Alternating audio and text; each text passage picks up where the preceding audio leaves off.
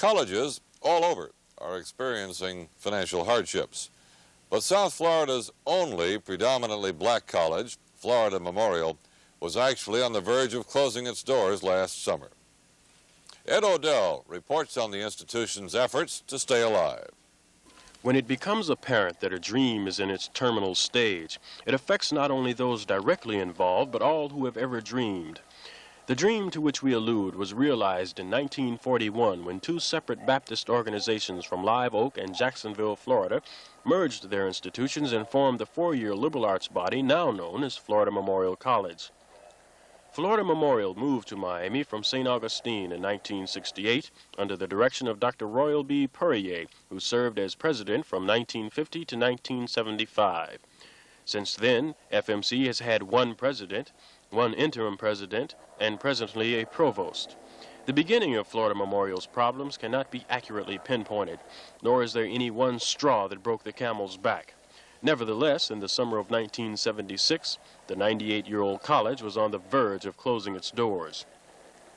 A check of the financial records of the school showed that at that time there was close to $1 million in government funds not accounted for.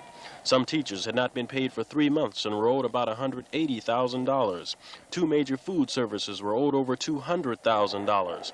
Florida Power and Light, $40,000. The Water and Sewer Department, $35,000, and the list continued. It is no wonder that many were skeptical as to whether the school would reopen in the fall of 1976. One of those not skeptical was newly appointed provost, Paul V. Moore. How have you kept the doors of Florida Memorial open? Well, a whole series of steps. Basically, though, the essential thing was to get agreement from government agencies to restore the funding, get agreement from banks to put a moratorium on their indebtedness and allow us time to deal with it, getting an agreement from certain government agencies to do the same thing with their indebtedness, getting agreement from creditors to remove the immediate pressure by accepting one of two creditor reorganization plans and give us time to, as long as we could keep their current indebtedness current, give us time to deal with the past indebtedness. In other words, we tried to improve our cash flow, the use of our cash flow to deal with current issues and work out arrangements for the past indebtedness that would give us time to develop new cash flow. Mr. Moore is on leave as treasurer of the American Baptist Board of Education and Publication, principal administrators between the American Baptists and the college. American Baptists believe that education is a part of the mission of the church. In that vein, however, they believe that each institution should remain autonomous. Provost Moore believes that the key factor for keeping the school open is the students. In the fall session of 1976, the enrollment slipped to 411, partially due to the fact that many thought that the school would not reopen. Yet there are those who unhesitantly returned. Why? Chicago and Vince Ball, English major and editor of the school newspaper, The Lion's Den, answers. The thing that makes me come back to Florida Memorial was I wanted to go to a black school all my life, because I've been going to integrated schools and I never really been to an all-black school, and I really dug it. And that's about it, man. So it's worth keeping Florida Memorial open, in other words? Yes, it's worth it, man. Black awareness. That's the main thing, man. Registration for the spring term has increased to 486. That is likely due to the realization that the institution will keep its doors open. Of those 486 registered, 343 are Floridians, while 233 of those are from Dade, Broward, and Palm Beach counties. 36 students are from 11 states of the Union, and 1 from the U.S. Virgin Islands. There are, of the 486, 106 foreign students. It would seem that the bulk of those foreign students would be Caribbean in background.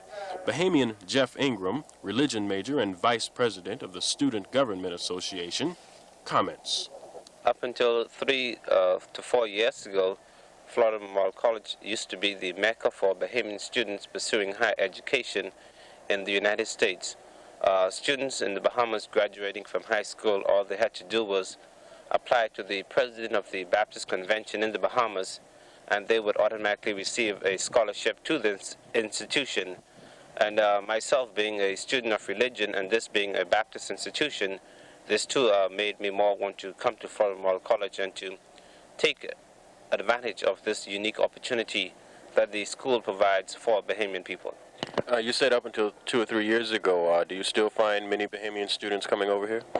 No, and this is simply because of the fact that the scholarship scheme, the Arthur Vanning Davis Scholarship Foundation, has been discontinued, and because of this, numerous Bahamians has experienced a loss, and thus the number of Bahamian students have diminished quite drastically. It is interesting to note that the majority of foreign students are from the continent of Africa. 15 Ethiopians, 9 Kenyans, 6 from Sierra Leone, 1 from Ghana, and 52 Nigerians. Nigeria, I think the applications of Florida Memorial College came in as hotcakes selling in restaurants.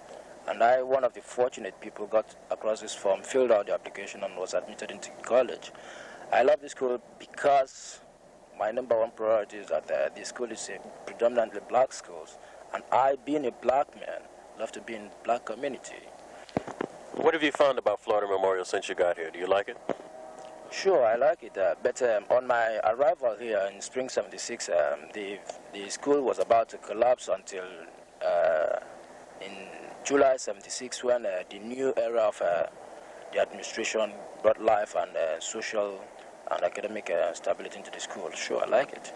It is the continued endorsement of students like these and the ever-present vigilance of faculty members like Marilyn Ross, Irene Fell, and Judith Fornes, the Public Relations Committee, who give Director of Development, Robert Grant, his optimism. We have now begun to make some inroads into the community, and that we will be receiving a number of benefits. The development program is very extensive. We receive funds from the churches, from the United Negro College Fund, and from other groups in and around the Miami area. How is your relationship with the community? It is improving.